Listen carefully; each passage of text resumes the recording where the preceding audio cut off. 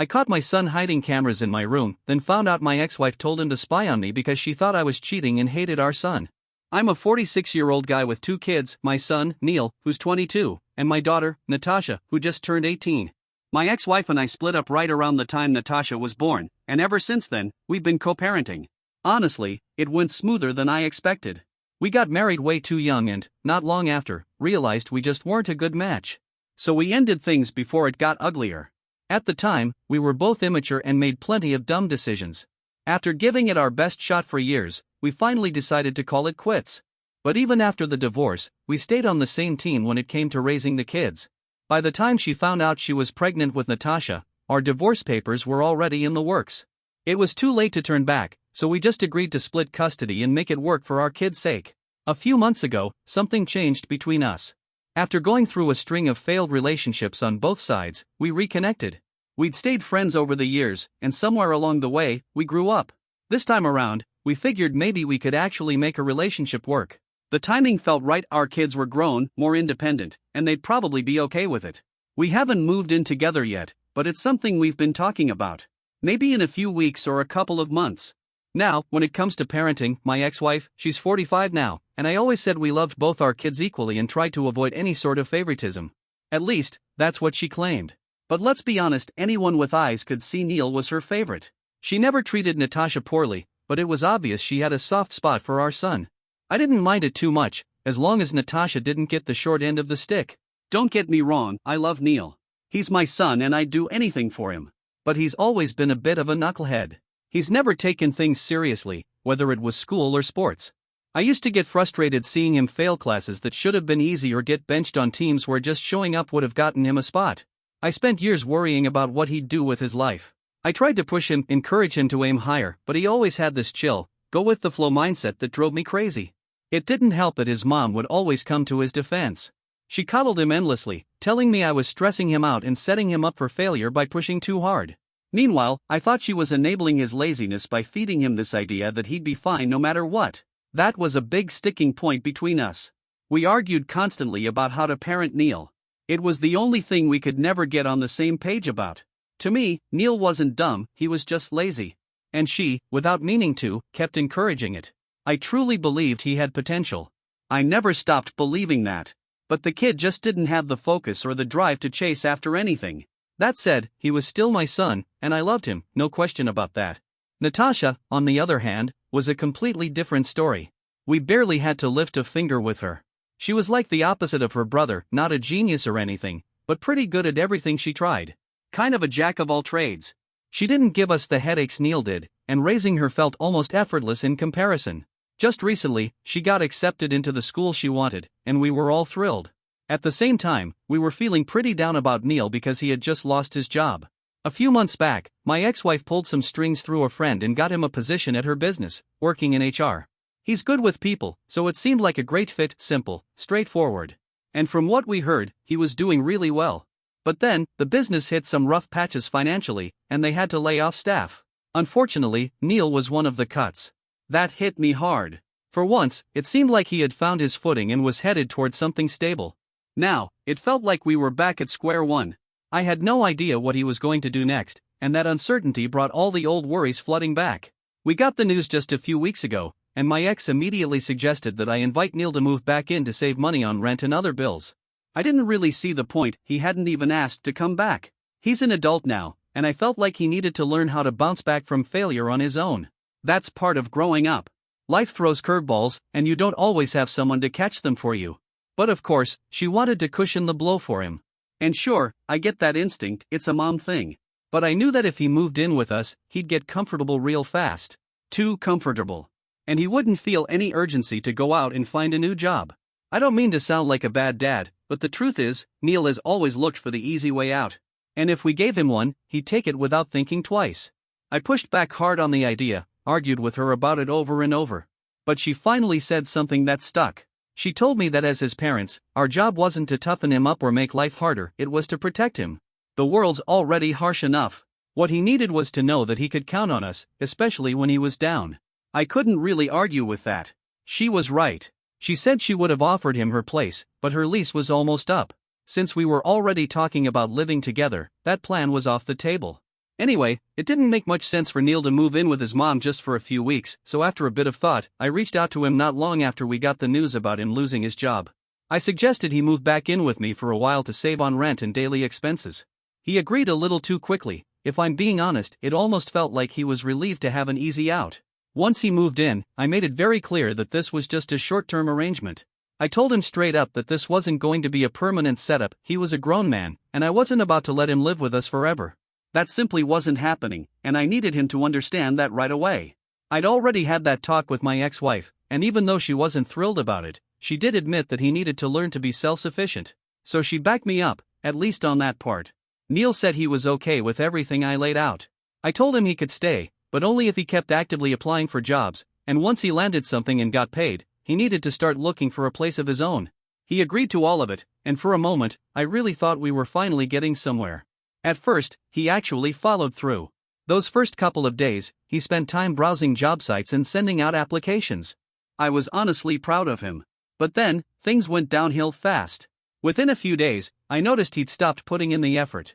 Every time I came home from work, he was either planted on the couch, scrolling through his phone, or playing some mindless video game.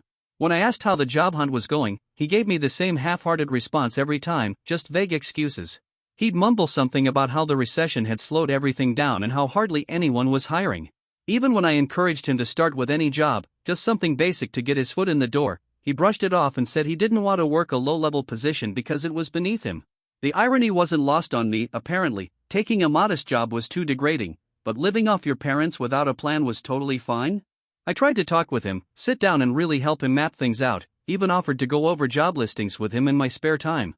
But my ex-wife didn't like that one bit. She kept saying I was putting too much pressure on him, and that nothing good ever came out of stressing someone out like that. She thought I should just let him be and trust that he'd figure it out on his own. That attitude drove me nuts. Because I knew for a fact that Neil wouldn't figure it out on his own, not because he wasn't smart or capable, but because he's just plain lazy. That's the honest truth. And every time I tried to talk to him, my ex would shut it down, especially during our nightly calls. We were back to fighting again, just like the old days, arguing over how to handle Neil. It was ridiculous. This was a grown man we were talking about, not a 7th grader. Yet here we were, still clashing about the same old issues we used to when he was a kid.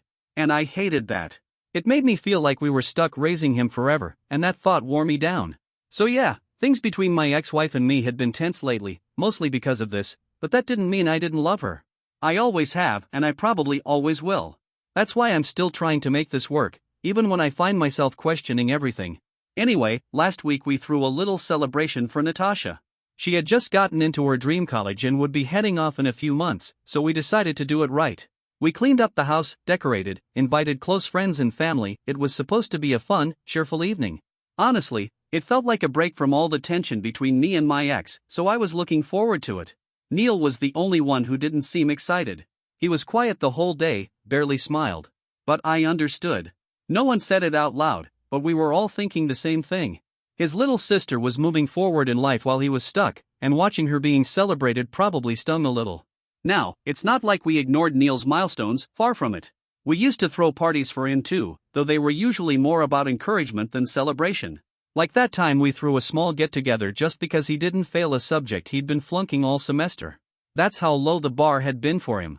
So yeah, Natasha getting into her college of choice felt like a real accomplishment, and it was a big deal. Oddly, my ex-wife didn't seem to pick up on Neil's mood that day, but I did. When things quieted down, I pulled him aside for a private chat. I told him things would get better, he just had to keep pushing himself and not give up. We had a good talk, and for the first time in a while, he seemed open to listening. I left that conversation feeling hopeful. I thought maybe, just maybe, it had lit a fire in him to finally turn things around. But I was dead wrong. The very next day, everything blew up. I ended up kicking Neil out of the house. That morning, I left for work as usual, but by noon, I wasn't feeling too great. I'd started catching a cold and figured I might as well head home early and rest up. I assumed Neil would be at home, maybe doing some job hunting from the living room. But when I got to the house and rang the doorbell a few times, nothing. No response. Natasha was out with a friend, so Neil was supposed to be the only one home. I kept ringing, started to get annoyed, then concerned. Eventually, I grabbed the spare key we keep hidden under one of the flower pots and let myself in. I was starting to worry, what if something had happened to him? I went from room to room, calling his name. Nothing. Then finally, I opened the last door, my home office, and there he was. Headphones on, completely zoned out. The headphones Neil was wearing were noise cancelling, so he hadn't heard me come in. He had his back to me and was fiddling with some tools in the corner of my office. I had no clue what he was up to until I got closer and spotted what looked like a small camera lying on my desk. The second I saw it, everything clicked, and I felt my blood boil. There was absolutely no reason for him to be messing around with surveillance equipment in my office. I asked him, clearly angry, what in the world he thought he was doing. He didn't offer much of an explanation, just mumbled that he was sorry, but that he had to do it. That made no sense to me. I couldn't think of a single reason why he'd ever need to install a hidden camera in my workspace. I pressed him, asking if he had set any up in other parts of the house. He said no, but I still went and checked every single room just to be sure. I didn't know what game he was playing, but I wasn't about to take any chances. Once I finished checking the house, I came back and told him flat out that he better have a damn good explanation because what he was doing was not only creepy but a huge invasion of privacy, and I wasn't going to tolerate it. Instead of explaining anything, he just stood there, silent. No excuse. No apology. Nothing. And honestly, it was that silence that pushed me over the edge. The fact that he couldn't even give me one solid reason for what he was doing, it made me lose it.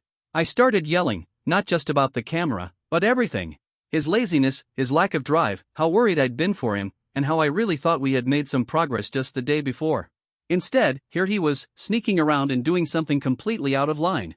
And the worst part, he didn't even try to explain himself. He just took it, standing there like a statue, and even when I kept asking him why, he wouldn't say a single word. My frustration kept building until I finally snapped and told him he had to leave. I couldn't have him living under my roof after what I'd just walked in on. I told him to pack up his stuff and go. He tried to argue, but I was firm. I told him that unless he had a damn good explanation, there was no way I could let him stay. We went back and forth for a bit, but eventually, he gave up and started packing his things. I was honestly heartbroken. I had really believed that we'd turned a corner after our conversation at Natasha's party. I thought he was going to really try, to get his life back on track. But instead, he'd been doing whatever this was. After he left, I crashed on the couch for a nap. I'd already been feeling sick before I came home, and after all that arguing, I was completely drained. A few hours later, I was woken up by my phone ringing. It was my ex-wife. The moment I answered, she started yelling. No hello, no pause, just full-on fury. She was furious that I had kicked Neil out. At first, I was still half asleep and trying to process everything, but she wasn't letting up. I tried to explain what had happened, thinking she'd be just as shocked and angry as I was. But instead, she said something that totally threw me off. She said, "So what?" I couldn't believe what I was hearing. I told her, calmly at first, that Neil had been installing hidden cameras in my office without my permission. That's a serious breach of trust. He didn't even have a valid reason for doing it, and that's why I asked him to leave. I thought that was a pretty solid explanation, but she wasn't having it. She just kept defending him, arguing with me like it was no big deal. That's when she dropped the real bomb on me. She was the one who told him to do it. Apparently, she had seen me chatting with a female coworker of mine, someone who's just a good friend, at Natasha's party, and she got jealous. Before she moved in and ended her lease, she wanted to make sure I was still loyal to her. So, in her mind, the best way to do that was to get our son to buy and install cameras in my house without telling me. She tried to justify it by saying she'd been cheated on in the past and that it made her paranoid. That's why she convinced Neil to set up the surveillance. I was stunned. Completely floored that she would not only suspect me of cheating over something so innocent but that she'd use our son to spy on me. I told her flat out it was disgusting. Instead of owning up to it, she flipped the script and started blaming me. Said I was the reason she never felt secure in our relationship, even when we were married the first time. That hit a nerve. Look, back when we got married, we were barely out of our teens. The only reason we even tied the knot was because she was pregnant with Neil. We've both said it before, we weren't ready, and we got married for the baby, not because we were in the right place for it. But when I reminded her of that, she twisted it into something else. She said that's why I've always held a grudge against Neil, that deep down, I blamed him for forcing me into a marriage I wasn't ready for. She accused me of treating him differently than Natasha, said I was constantly demonizing him and even accused me of physically lashing out at him in the past. She claimed I thought Neil had ruined my life. That couldn't be further from the truth. Let me be clear, I don't regret getting married. We had good times, and I wouldn't trade our kids for anything. Sure, we fell apart because we weren't mature enough, but that doesn't mean I see it as a mistake. And I never blamed Neil for any of that. I love that kid. He's my son, and I've said over and over that I want what's best for him. but I also have to be realistic. Neil isn't exactly driven, and he's never shown much motivation to turn his life around. So yeah, I'm tough on him. I'm honest with him because someone has to be. Meanwhile, my ex-wife continues to put him on a pedestal, telling him he's perfect just the way he is. And honestly, that's not helping him. If anything, it's holding him back. But instead of owning up to any of it, my ex-wife started twisting things around. She acted like I was the one being unfair, accusing me of playing favorites between Neil and Natasha. That completely threw me off. I thought we were supposed to be talking about why she felt the need to sneak around and have hidden cameras installed in my office, not rehashing the same old arguments from years ago. I mean, come on, we've known each other forever. We were married. If she had concerns about the woman I was chatting with at the party, who, by the way, is just a longtime friend and colleague, she could have just asked me. Instead, she jumped to conclusions and set our son up to spy on me. I felt like I at least deserved the benefit of the doubt. I know I've got my flaws, but cheating isn't one of them, and she should have known that. I tried to keep the conversation calm, but she wasn't in the right headspace. She was emotional and all over the place. She kept throwing out wild accusations, like how I secretly hated Neil because he was the reason we got married in the first place. She said she couldn't believe she was getting cheated on again when nothing of the sort even happened. At that point, it was clear there was no reasoning with her, so I told her to take a moment, calm down, and that I'd call her back later. Then I hung up. Over the next couple of days, I tried to reach out to her several times, but she wouldn't answer. When Natasha came home, I told her most of what had happened, leaving out the part about her mom thinking I was being unfaithful. I didn't think that was something an 18-year-old needed to carry. But I did tell her that Neil had been setting up cameras in the house, and that I didn't know exactly why at first. I asked her to let me know if her mom tried to contact her. She didn't press me for details, just nodded and said she understood that something serious had gone down. Thing is, neither of us has heard from my ex since. I've had a lot of time to think. And while I hate that everything blew up the way it did, I don't regret how I handled it. I stand by my reaction. I wasn't out of line, if anything, I stayed as composed as I could considering the situation. Neil didn't explain himself, and at the time, I had no idea he was just trying to help his mom. But even then, planting hidden cameras is a huge violation, and anyone would have reacted the way I did. Now, about those accusations that I favor Natasha over Neil, I honestly don't see it that way. I've tried to treat them both fairly. I just don't know why she insists on painting me as the bad guy. Still, as much as all of this has hurt, I can't pretend I don't still care about her. She's probably the only person I've ever truly loved, and walking away from that isn't as easy as some people might think. So yeah, I'm confused. I don't know what to do next.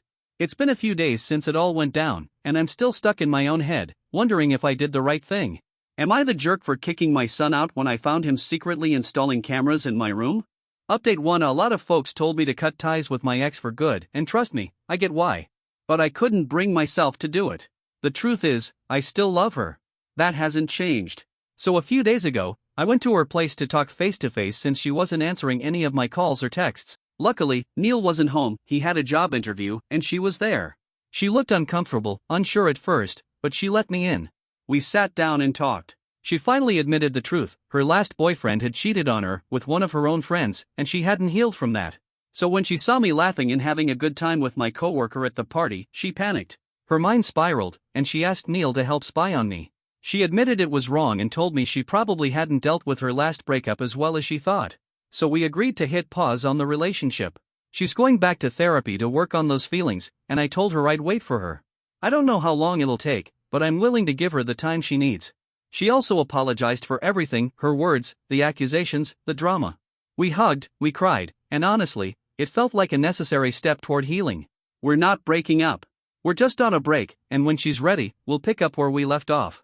Neil came home later that day, and I stayed to talk with him too. I told him I was proud of him and that I loved him even if I don't always say it the right way. We made peace. That was that. I don't know what the future holds, but I'm hopeful. Update 2: it's been a few months since my last post. I'm happy to say that Neil's doing really well. He landed a job and even got his own apartment. Natasha's off at college now, and from everything I hear, she's doing great too. Watching them both thrive has been one of the proudest moments of my life. As for me and my ex-wife, we're still on a break. But emotionally, I'm in a better place. I've come to terms with the idea that even if we don't get back together, I'll be okay.